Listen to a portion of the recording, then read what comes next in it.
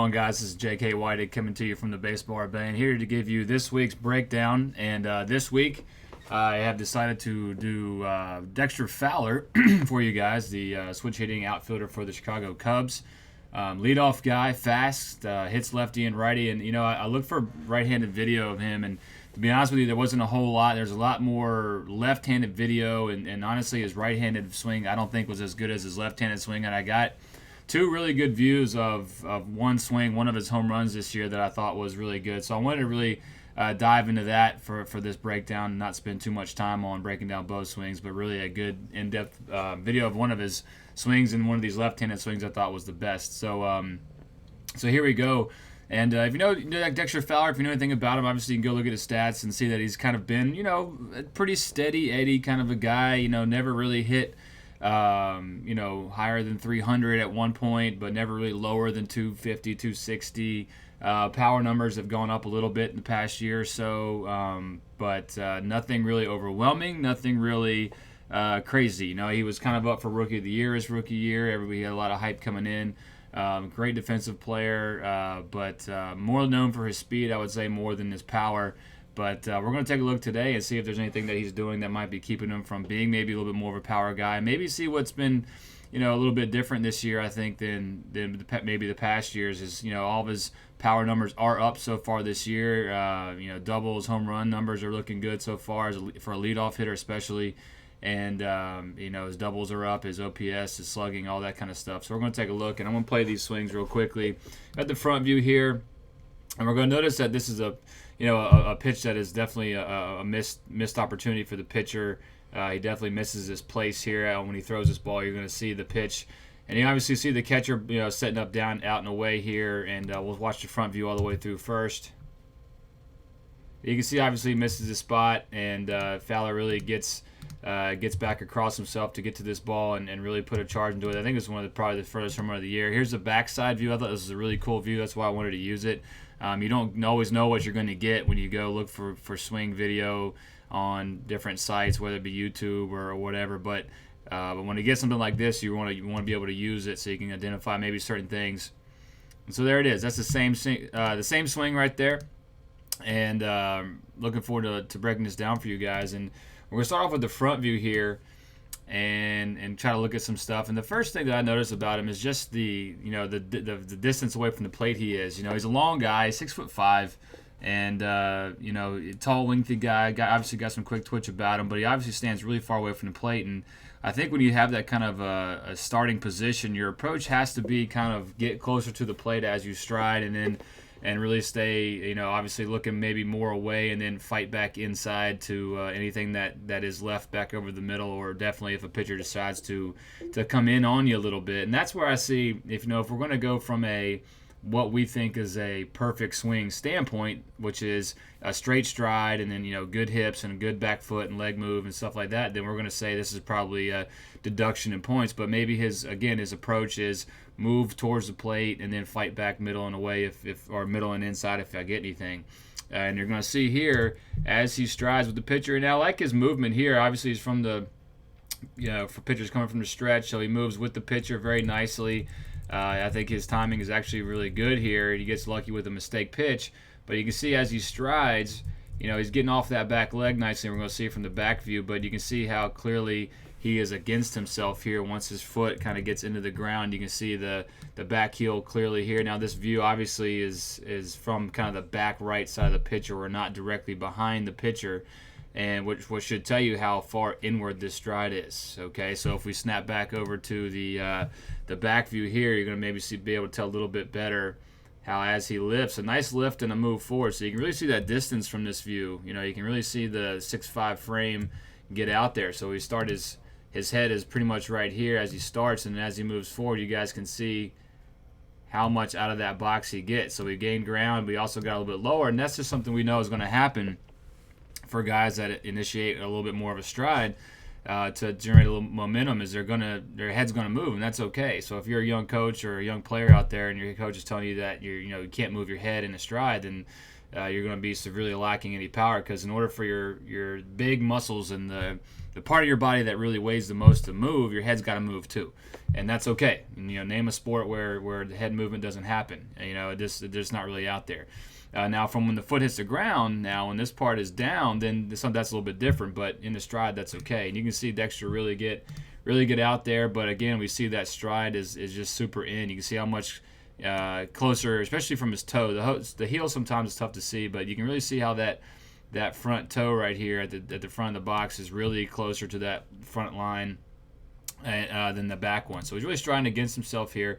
But he still has really good hip rotation. Even in this frame here, you can see as he starts to really turn, you can really see the belt buckle turning right there, and his shoulders follow just after that. So a pretty good, succinct movement from his lower half to his upper half. But kind of getting back to that lower half, you can see him not only stride in, laying very close. And that's something that we talk about all the time. And if you've watched these breakdowns, I don't want to beat a dead horse, but it's just it's going to cause some stuff in the knee and the hip joints just to lock up like that. And as he rotates, you can see just how much he keeps that thing in the ground. Now, it's very firm, which is nice. So you want that front side to lock out, to be very firm, so the back side can really do its damage. But that front view right there is really showing how inward his toe is. And for a guy who relies so much on speed and quickness to be one of his big assets, one of his tools, I think that's asking for some problems maybe down the road in his hip and his knee and maybe his ankle and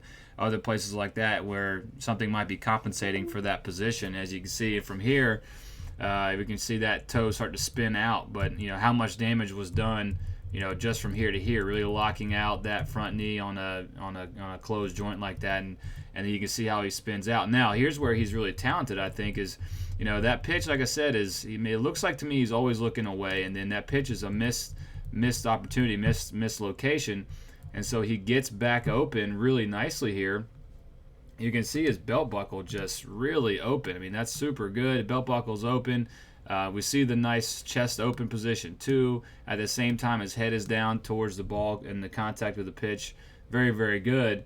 But because of that stride in, you see his back foot want to move, but it kind of slides back behind him. So in a better example of this might be a guy like Bautista, who I think gets a little bit closer to the plate and strides a little bit more forward or straighter, or even to open sometimes. So maybe more towards the second baseman for a lefty here, and allows that backside to really come through better and more efficiently using his body weight. So I think he loses some here because of that, just kind of the way his footwork is. Now, again, if his approach is a way to in, then he kind of gets away with it, I suppose, better than most. But if we're talking about swing efficiency, then I think he's lacking a little bit in this department, from the stride in to the closed front foot. And then because of that really being the biggest part, the backside just can't get through. So if we again snap back over to this view here, really good example of getting the hips torquing first. You see that rotation. You see the front legs start to really firm up. So before contact, he's really firm on that front side. But you can see from here to here how much his toe is just begging to get out of there, so that there's some release on that knee. And you can see clearly his back foot come from that planted position. As he gets off of it and gets weighted, you can see his heel start to come up after the hip initiates, and then the knee. You can see that heel come up and come forward, but you can see how his back foot really slides more, because from that front view we could tell that it didn't come out towards the white line. It kind of slid back here behind him. And that's something, again, it's just not as efficient. Is it nice that his back foot moves? Absolutely. Is it nice that his knees come together here with that good push of the front side and the pull of the back side? Absolutely. Very, very good. We're just comparing him to some of the more efficient hitters, Bautista and Donaldson's and guys like that. The way they use their body so nicely and efficiently, he's just not doing what he could be doing. And that's what we're saying here. Everybody can improve a little bit, and if we're talking about efficiency, then this is something that I think most hitters would probably want. Now, he is very tall, and he gets good distance forward, so I would give him an A+ there. He definitely doesn't mind striding, which is nice to see. He's just locking himself up in that lower half. Now, as we move up the swing here, because of the way he moved kind of inwards at the beginning, he does a good job of kind of pulling back across his body here a little bit. So if you see him right here, he's in a nice position. He's got the nice front elbows high. You can see that really nice tilt with the shoulders, which is just really super to see. A lot of kids like to keep their shoulders very high, and you got to see their hands drop down here below their waist, but you can see him keep his hands high, almost above his, or at shoulder height here. Really use his upper body and his torso to get down to this pitch. Now, this is not really a super low pitch in big league standards, but it is low enough where you can see he needs to get some shoulder tilt, and you see the length in his front side. You see that crunch in his backside hip, and you can see that right there. That's how he's going to get to that lower pitch. And then from here, you can really see how aggressive he's trying, especially after contact, to really roll this back shoulder and arm to get the barrel back to the ball. That's most professional athletes who have a bat or a racket or a golf club, things like that, hockey stick, have an excellent awareness of the good part of the bat. What the good part of the club, the part that you want to hit the ball on almost every time or every time. And I think he can tell that here. He can notice as the pitch is inside, so behind his shoulder, he starts to really roll his back shoulder kind of through and across his body more. And you can see how his hands turn over maybe a little bit earlier than they need to because of that inward stride. So again, it all kind of comes back to the start. So when you're dissecting swings, if you're a coach listening to this or a player and you're kind of breaking down your own swing, you kind of look at okay, well, yeah, this is happening, but where is this really spawning from? What part of the swing is this problem really coming from originally? Like a sickness, the kid is sneezing, but that's not really the problem. The problem is the virus in his body that's causing the real problem. That's what you want to attack. And because of this inward stride, he's got to fight to get back across his body on a middle end pitch here. And does a great job. He does it here, but I'm wondering how many times that doesn't happen. I've seen some video, and I've actually seen him do it a couple of times where he'll hit some, pretty hard ground balls past the second baseman or first baseman for a double, but, again, just not as efficient. But he does it here because of his excellent hip rotation and shoulder rotation at the right time. He really, really gets into this ball. His ball is hammered, but again, you can see everything's kind of across his body here. You can see how his arm is more after extension across his chest rather than kind of out away from him towards the center field. And you can see that again, kind of going back to his feet here. You can see that his heel is behind him here when we'd want to see his back hip and his come out here, and you want to see that back foot more towards the white line of the batter's box. So there's just some things that are working against him a little bit, but he makes up for it with talent, and he makes up for it with coordination and the ability to have what we might call a feel of the barrel. We understand where the good part of the bat is. From the back view here, again, you can see the great lower half in the turn, not the great feet though. And then from here, you can really see a nice kind of position of his palms. You can see that backhand palm is nice and up. The bottom hand is down. You can see his back elbow bent here. You can see his front arm high. You can see that tilt still. You can see how long he is here and kind of tilted over the plate just a little bit. Clearly seeing the eyes down. Again, we can't stress that enough, that from the foot down position, you can see how his head pretty much stays on point and just rotates underneath that arrow there. And you can see how his eyes stay, really locked down, nose down at the contact position here. It's something that if you've watched all of our videos, whether it's me, Gabe, or Chaz, something you should be seeing in all these guys is that right there. And you can see how he makes contact nicely out here on this kind of middle end pitch out in front of him a little bit. He doesn't allow it to get too deep. Notices that right away out of hand. And then again, you can really see from this view, you can really see him turn his arms over here. So if I kind of go back and forth on my mouse or my keys here, you can really see that turn over of the hands kind of across his chest, as opposed to maybe the more fluid outward release that you might see in a Griffey swing or a Bautista swing or a Jock Peterson swing. Again, I think it's just because he's fighting. He's just kind of fighting to get over the ball, kind of like the way maybe a golfer would try to hit, or kind of try to hook a ball around, around the dog leg or something like that. Obviously, you don't really try to do that so much in baseball, but it just looks like because of the stride direction, and that pitch is in, and because he's kind of cutting himself off, he has to fight a little harder with his upper body. But obviously, he hit the ball far enough, and that's really the key. He's hitting the ball far enough. I think he uses his 6'5" frame really nicely in the stride. I think he really moves well forward, which is really good to see. He's got a little bit of a hunch at the beginning, but he doesn't stay on his back leg like most guys are taught to do. He really gets into that front side, which is really, really nice. Tilts well, and really, does a good job of adjusting to that inside pitch. And you can really see watch his back foot at the end here to sum up the rest of the swing. Watch how his back foot, after the arms come across and his shoulders finish, how his back foot kind of, the residual energy kind of spins his back foot out that way. Or that might be where we see his back foot land maybe in a more efficient swing right away. So from the front view, you're going to see his back foot come out from behind him. And this is where you kind of want to be more, not as maybe as funky as this right here, but a little bit cleaner. But this is where you want to see your hips and your feet align a little bit more at the beginning of a swing. So watching Bautista and guys like that, you might want to see that you're going to see that back foot come out right away at, even before contact as opposed to after.